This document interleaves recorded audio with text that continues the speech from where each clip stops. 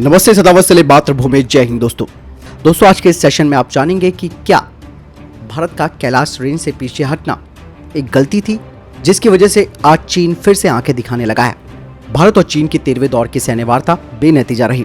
भारत ने जहां चीन पर पूर्वी लद्दाख के बाकी इलाकों से सैनिकों की वापसी लेकर चीन की अनिच्छा को जाहिर किया, तो वहीं चीन ने भारत का अड़ियल रुख अख्तियार करने का आरोप मंड दिया। चीन की पीपल लिबरेशन आर्मी ने कहा कि वो पैंगोंग, कैलाश रेंज और भारत के लिए महत्वपूर्ण गोगरा पोस्ट के साथ पेट्रोलिंग पोस्ट 17A, जिसे कि PP-17A कहा जाता है, और जो अन्य जगहें हैं वहां से सैनिकों की वापसी बिल्कुल नहीं करेगी।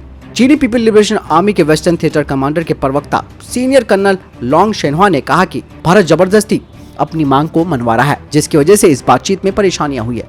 लेकिन ऐसे में अब सवाल ये उठ रहे हैं कि भारत ने कैलाश पर्वत रेंज की चोटियों से अपने सैनिकों को वापस क्यों बुलाया और भारत इस बात पर क्यों सहमत हो गया था, क्योंकि यहाँ पर भारत को चीन पर एक बढ़त मिल चुकी थी। जब कैलाश रेंज की हाइट से भारतीय सैनिकों की वापसी की सहमति की खबरें सामने आई थी, तब डिफेंस एक्सपर्ट्स ने इस बात को लेकर चिंता जाहिर की थी और भारत के इस कदम को गलत बताया था।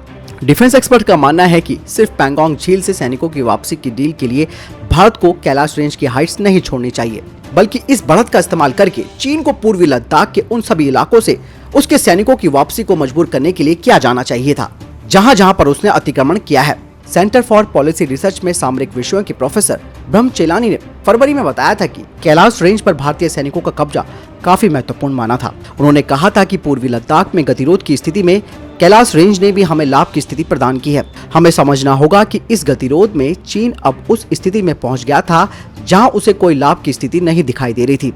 ऐसे में कैलाश रेंज से पीछे हटने के बाद हमारी लाभ की स्थिति और मोल तोल की ताकत भी कम हो जाएगी। यही नहीं, उस वक्त ब्रह्मचेलानी ने कहा था कि अब तक भारत चीन के आक्रामक रवैये के खिलाफ खड़ा रहा है और उसने दिखाया है कि युद्ध की पूरी तैयारी के साथ भारत हिमालय की सर्दियों के मुश्किल हालातों में भी डटा रह सकता है। और ऐसे में बड़े मुद्दों का हल तलाश करने की जगह अपनी मुख्य ताकत कैलाश रेंज से पीछे हटने से भारत की मोलतोल की ताकत कमजोर हो जाएगी। वहीं देप्सांग सहित कई ऐसे इलाकों को लेकर कोई निर्णय नहीं हुआ है जहां पर गतिरोध बरकरार है।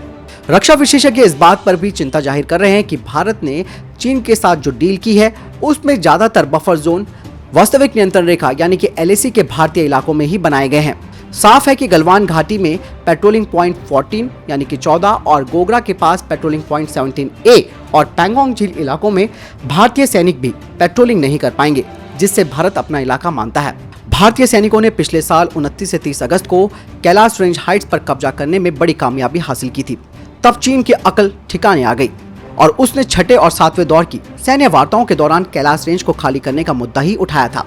और चीन भारत पर यथास्थिति बदलने का आरोप लगाते हुए कह रहा था कि उसने यानी कि चीन ने देप्सांग और पैंगोंग झील में अपने सैनिकों को भेजकर सिर्फ 1959 क्लेम लाइन तक अपने इलाके को सुरक्षित किया है। लेकिन भारत ने उसे साफ तौर पर कह दिया था कि 1959 की जो क्लेम लाइन को भारत नहीं मानता और चीन ने भी LAC पर यथास्थिति को एक तरफा बदलकर 1993 यानी कि 1993 के समझौते का उल्लंघन किया है। भारत ने कहा कि जहां तक बात कैलाश रेंज की है तो भारतीय सैनिक आगे जरूर बढ़े हैं, लेकिन उन्होंने LAC का अतिक्रमण नहीं किया है। भारत ने साफ कह दिया कि उसके सैनिकों ने कैलाश रेंज पर इसलिए मोर्चा संभाला है ताकि चीनी सैनिक वहां से कोई दुस्साहस करने की कोशिश ना करें। दरअसल कैलाश रेंज एक ऐसा इलाका है जहां से 1959 क्लेम लाइन गुजरती है, जो भारत को चीन पर एक बड़ी रणनीतिक बढ़त देती है।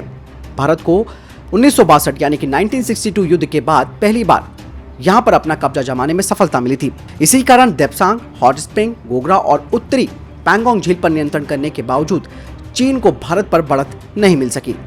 कैलाश रेंज का महत्व इस बात से भी समझा जा सकता है कि 1962 के युद्ध में भी दोनों सेनाओं ने इस पर कब्जे करने की लड़ाई लड़ी थी, लेकिन किसी को सफलता नहीं मिली थी। कैलाश रेंज हिमालय की सबसे ऊंची और सबसे उबड़ खाबड़ हिस्सों में से एक तिब्बत के दक्षिण पश्चिम भाग में लैंगवेन नदी या फिर सतलज नदी के उत्तर में स्थित है।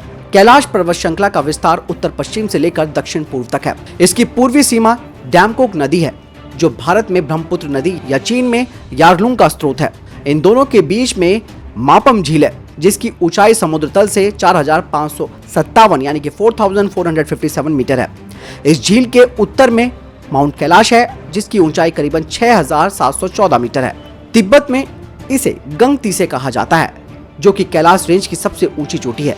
बहरहाल भारतीय सेना ने पीएलए के साथ 13वें दौर की बातचीत के बाद जारी बयान में कहा कि बातचीत के दौरान भारतीय पक्ष ने बाकी के क्षेत्रीय मुद्दों का समाधान करने के लिए सकारात्मक सुझाव दिए हैं, लेकिन चीन उनसे सहमत नहीं लगा और वो आगे बढ़ने की दिशा में कोई प्रस्ताव नहीं दे सका। इसीलिए बैठक में बाकी के क्षेत्रों के संबंध में कोई समाधान नहीं निकल सका है। बता दें कि देप्सांग बुर्ज एरिया में कई जगहों पर भारत और चीन के सैनिक अड़े हुए हैं। पीएलए भारतीय सैनिकों को पिछले साल से ही अपने पारंपरिक पेट्रोल पॉइंट्स PP10, 11, 11A, 12 और 13 के साथ साथ डैमचौक सेक्टर में ट्रैक जंक्शन, चार्डिंग, निगलकुंग नाला यानी कि CNN तक नहीं जाने दे रही है।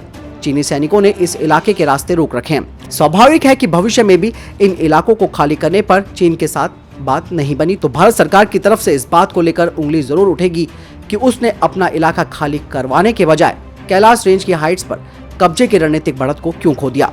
वहीं दूसरी तरफ ग्लोबल टाइम्स की एक रिपोर्ट सामने आई है, जहां पर ग्लोबल टाइम्स ने एक बार फिर धमकी दी है, जिसमें कहा गया है कि भारत एक बात को स्पष्ट रूप से समझ ले, जिस तरीके से वो सीमा को हासिल करना चाहते हैं उस तरीके से वो उसको नहीं मिलेगी। अगर युद्ध शुरू होता है तो निश्चित रूप से उसे हार का सामना करना पड़ेगा। साथ ही उन्होंने कहा कि चीन और भारत के बीच सीमा विवाद अभी भी बरकरार है।